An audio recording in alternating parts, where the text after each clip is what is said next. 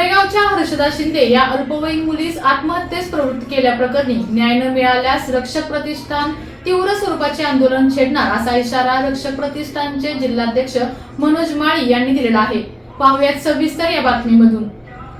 Koregaon police स्टेशनच्या हद्दीमध्ये गेल्या काही दिवसांपूर्वी हर्षदुलीने शाळेत जात असताना मानसिक त्रासाला कंटाळून राहत्या घरी गळफास घालून आत्महत्या केली होती। याबाबत प्रदीप झांजुर्णे याच्या विरुद्ध तक्रार कोरेगाव पोलीस स्टेशनमध्ये देण्यात आली होती, परंतु 27 जानेवारी ते आजपर्यंत कोणत्याही प्रकारची पोलिसांनी दखल न घेतल्याचा आरोप करत रक्षक प्रतिष्ठान तसेच पीडितेच्या कुटुंबियांनी आज कोरेगाव पोलीस स्टेशनच्या उपविभागीय पोलीस अधिकारी राजश्री तेरणी यांना सखोल चौकशी करून संबंधितांवर गुन्हा दाखल करण्यात यावा अशी मागणी केली आहे।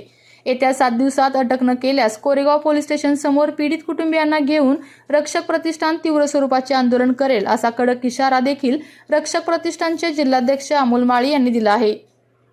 जय शिवराय।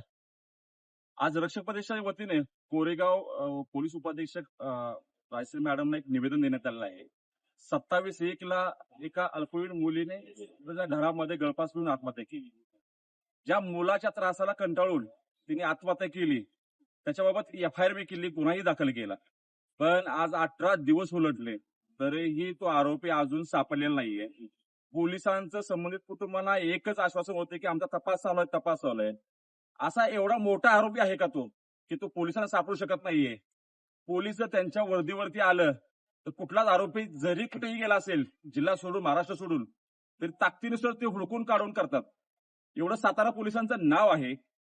तर कोरेगावमध्ये जे PSI आहेत ज्यांच्याकडे हा तपास आहे त्यांना आरोपी सापडत नाहीये। आरोपी हा मोठा क्रिमिनल आहे किंवा मोठा काय आहे की जेणेकरून त्या पाक जिल्हा सोडून महाराष्ट्र सोडून बाहेर निघून गेलाय, असं काय आहे का?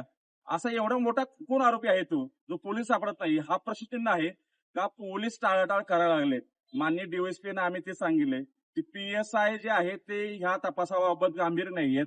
एका मुलीने जीव गेलाय आणि ज्याच्या घरातलं जीव जातो त्याचं दुखणं काय असतं ते ह्या कुटुंबाकडे बघून आपल्याला समजू शकेल। याच्यामध्ये येत्या 10 दिवसामध्ये जर या संदर्भात जर त्या तात्काळ आरोपीला अटक नाही केली तर आम्ही कोरेगाव पोलीस स्टेशनच्या समोर रक्षक प्रतिष्ठान पीडित कुटुंबाला सोबत घेऊन एक तीव्र स्वरूपाचं आंदोलन करेल आणि जोपर्यंत आरोपी सापडत नाही तोपर्यंत आंदोलन आमचं थांबणार नाहीये। एक कळकळीची विनंती DSP ने केली। DSP ने तात्काळ त्या PSI जे ज्यांच्यावर तपास आहे त्यांनाही फोन केला आहे, त्यांना फोन करून त्यांनी सूचना दिल्या DSP ला। ज्या DSP ना आम्ही भेटलो कार्यक्षम DSP वाटतात आम्हाला आणि त्यांचा आमचा त्यांच्यावरती विश्वास आहे की त्या 10 दिवसामध्ये आरोपी अटकेत दिसेल असा एक विश्वास वाटतो। नाही आपल्या तालुक्यातील जिल्ह्यातील बातम्या सर्वप्रथम पाहण्यासाठी आजच सातारा न्यूजला YouTube चॅनलवर सबस्क्राईब करा, लाईक करा, शेअर करा आणि बेल आयकॉन प्रेस करायला विसरू नका।